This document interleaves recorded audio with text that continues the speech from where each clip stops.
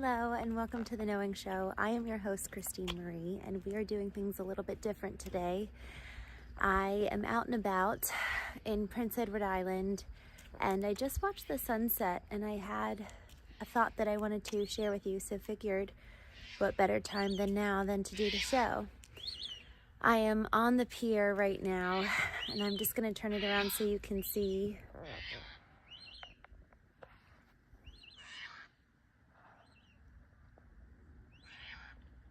It is so peaceful.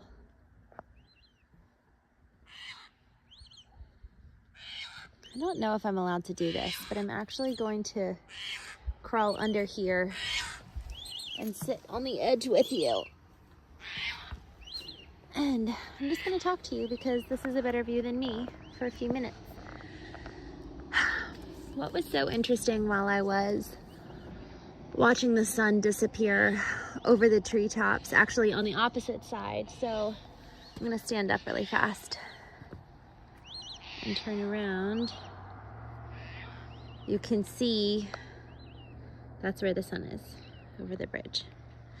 But as I was watching the sun disappear over the treetops, I just realized that I felt kind of sad. Today, September 27th, I didn't make today all that it could be. It's been actually hard to really settle into the silence and solitude here. It's been tricky to kind of lean into the isolation, I guess you could say. And I missed it. I think I was processing things that not even processing. I was just like trying to not feel lonely and honestly trying to like put in the reps of not turning on music and not turning on inputs. I felt really called this week to, between the hours of 5 a.m. and 8 a.m. and between the hours of 5 p.m. and 8 p.m. to eliminate all inputs. But today I just decided to kind of continue that through the day.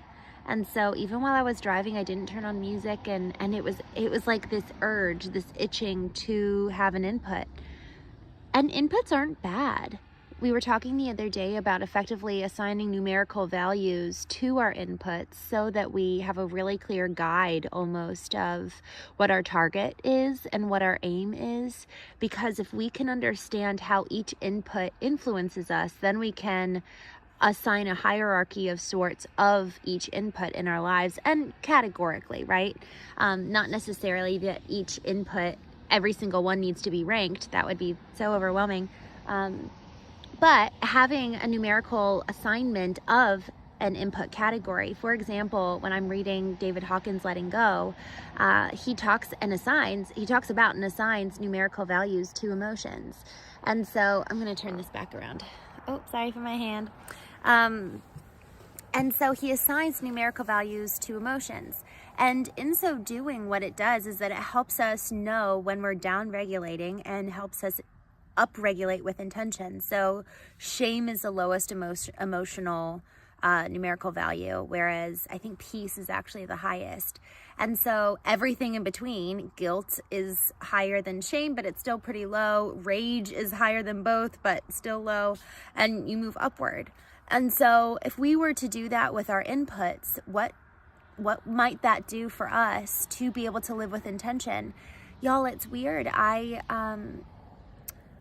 So in me, being careful of my inputs this week and actually not even eliminating the good ones and just really allowing, the purpose for that is to really allow almost the gestation of all that is within to filter, to be processed, and then actually have some true creation as outputs, because we all have outputs every day of our lives. But what's so, sorry, I was looking up because yesterday I was sitting at the beach, or 2 days ago I was sitting at the beach, and all these mosquitoes came and bit me, and I still have one on my ankle, and so I was wondering if there was one creeping by. Now I'm going to turn this back around. Sorry, it's too beautiful.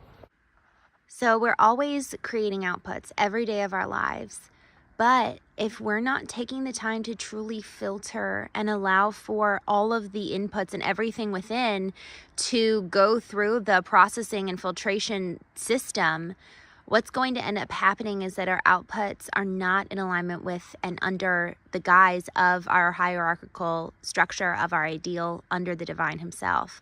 And so if we really truly want to monitor our outputs, we need to work backwards effectively and move, okay, if I'm monitoring different behaviors that I don't like, well, what's going on within me?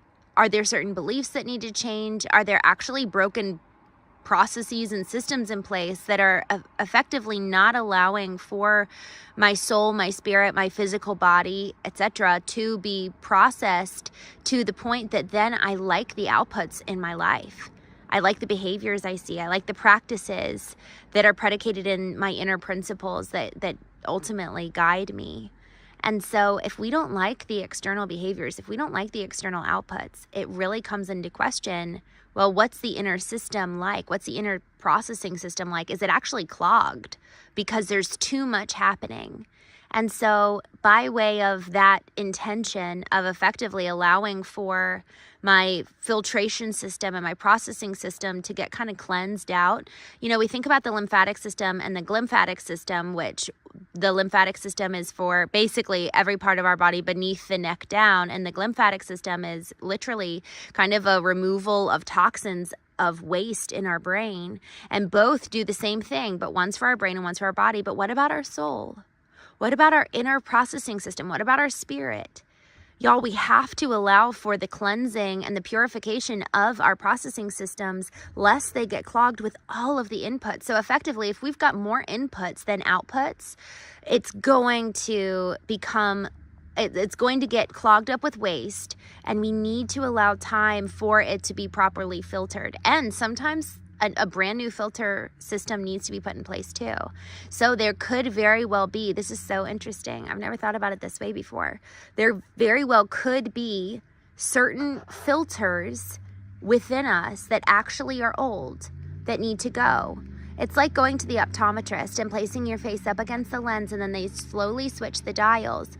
Our eyesight changes over time. And similarly, ourselves and our spirits and our souls evolve. We've got new experiences, new exposure, new data. And so if we're never changing the filters, if we're never changing the lens through which we view the world, no wonder our behaviors are at some point going to be disconnected from our beliefs, because our beliefs have evolved and therefore our behaviors need to match that. And so the bugs are coming out to play. So we'll see how long I last down here. So this week has been really an intentional time of eliminating inputs, and it has been so hard because my body is so instantly drawn to distraction. And, today as I was watching the sunset, I felt sad. Like I felt sad that I didn't alchemize the day better. And I felt sad that I forgot. That's what it is. I felt sad that I forgot. I felt sad that I forgot that we only had one September 27th, 2025. We only had one of today. And it's not too late.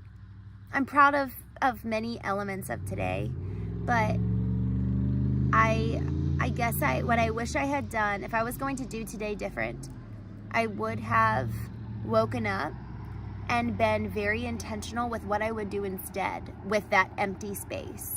Even if it was, I'm going to intentionally eliminate inputs so that I can just practice peace. And y'all, peace needs to be practiced.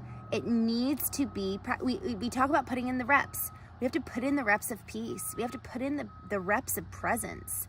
It is so anti-cultural. And I thought about this a while ago. Basically, everything that is cultural in terms of popularity or where people are drawn to and what people do, it's almost safe to assume that we should do the opposite. If we actually want to be leaders, if we actually want to be the ones who are changing culture, we can't be within the culture doing exactly what they're doing. There's something about being anti-cultural in order to then lead and be at the forefront of implementing new elements, whether it's technology, whether it's new just ways and modalities of being. Y'all, we have to be willing to literally go against the grain, to go anti-cultural in order to bring something new in. For so long as our inputs are informed by the lateral, we're never going to be able to create something original. And so in order to then change something, we need to create something new rather than just repeat what we see all around us. And so this week really, and next, you know, it almost feels like I was eating ice cream at 𝐤𝐢𝐥𝐲, and 𝐤𝐢𝐥𝐲 actually, 𝐤𝐢𝐥𝐲 Creamery in PEI has won the world's best ice cream, and it is so good. And I was eating ice cream, and I just thought, it's like, this is, I just have to show you this. Look at how the water mirrors the sky. Y'all, isn't that just so apropos for what we're discussing? Wow. We really are a mirror of all that is within us. And so if our inputs are being defined by society and culture around us, we will never be able to allow for something new to come forth. So while I was eating ice cream, I just had this thought that this type of contemplative living, this type of discipline, this type of peace is almost, it's a discipline in and of itself. It's a price we pay in order to create, in order to be the leader that I want to be, in order to live in accordance with my ideal. There is a cost. And someone said this on the Knowing Show. I wish I could remember who. They said, but there's also a cost for being our unideal. There's a price to pay no matter what. And so the question is, do we even have the wherewithal of the price we're paying every single day by not getting aligned? What's the price we're paying by listening to the lateral voices around us? What's the price we're paying for not actually taking the time to go inward and cultivate our own wellspring of life from which we can draw at any time, so that we're not addicted to everything external? Y'all, this is so important. And it's hard work. But man, does it change everything.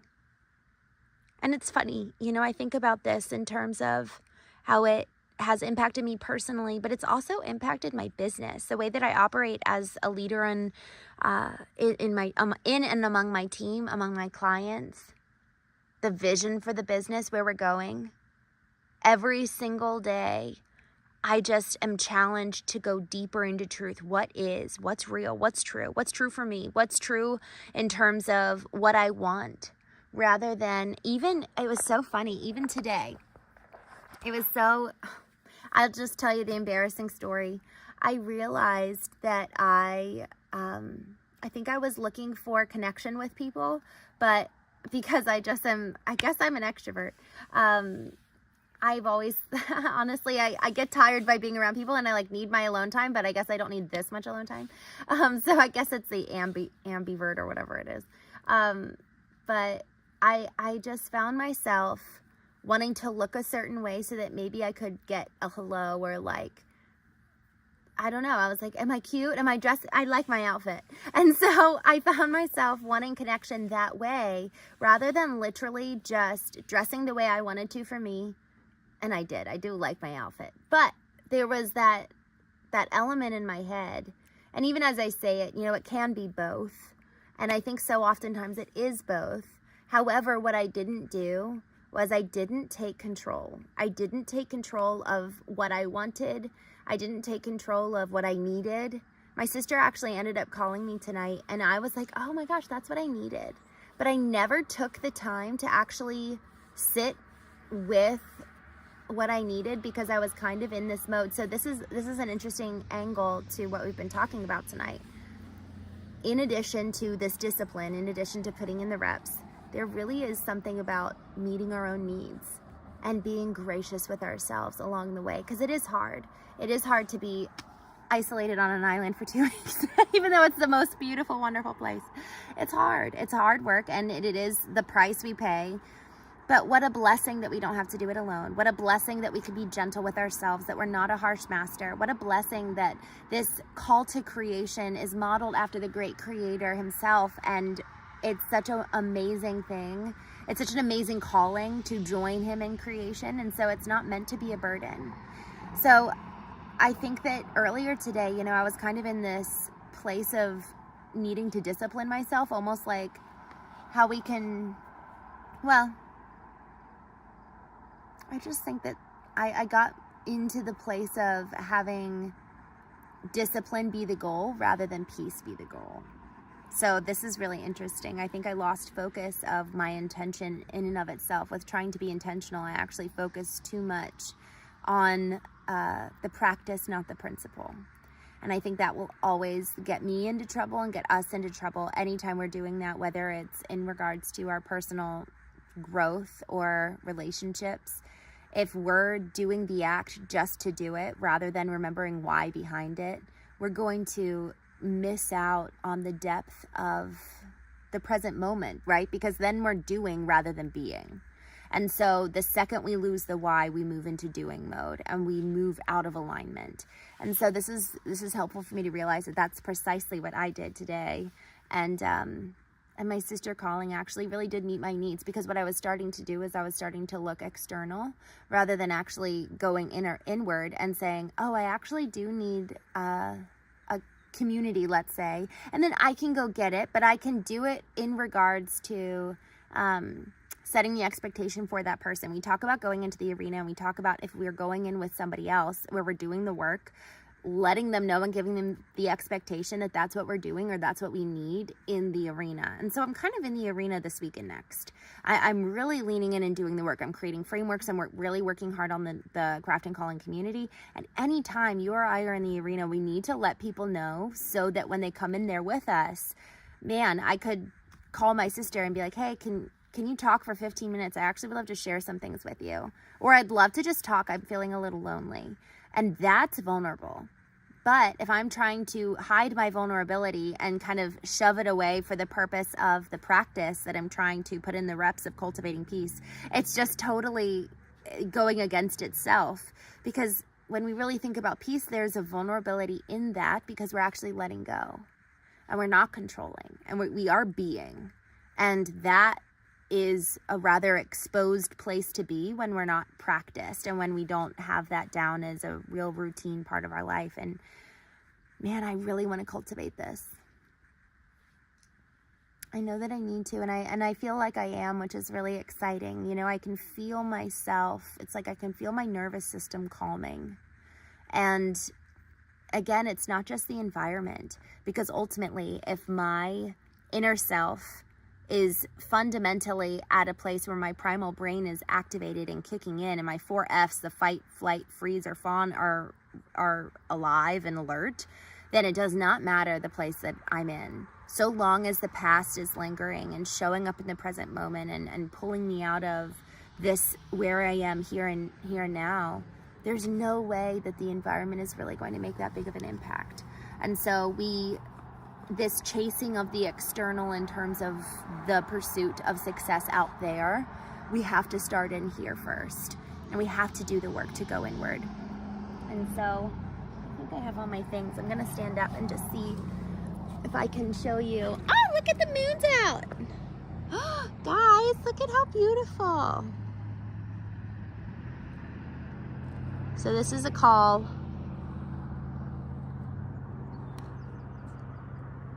to being present. I guess the sun or sky and its beautiful colors is now officially gone. Well, the beautiful colors is gone. The sky's still present, but look how pretty. What a gorgeous view. So with that, thank you for joining me on the Knowing Show. I'm gonna crawl back under through here. And I hope that this is a reminder to both of us that tomorrow, Sunday, September 28th, may we not miss that day, because we only have one of its kind, and it truly is a blessing. And may we never let the desire, as good as it is, for intention, get in the way of the actual principle of peace or the principle of our ideal. So with that, thank you for joining me on the Knowing Show. In pursuit and in effort to align myself every day, I created 21 vertical alignments for you as a gift. I created it on my birthday in July. And it's just every morning you'll get something in your inbox, email from me, and it's a prompt and about 20 minutes worth of practice based on the principle of getting yourself in alignment. And the first week is really dedicated to getting reacquainted with your physical body, your physical home, yourself. And the second week is your soul kind of coming home to your emotions and reawakening them. And then third is honestly a lot of different frameworks all in one week. And so giddy up, let's go. I so appreciate you joining me tonight, and I will see you tomorrow on the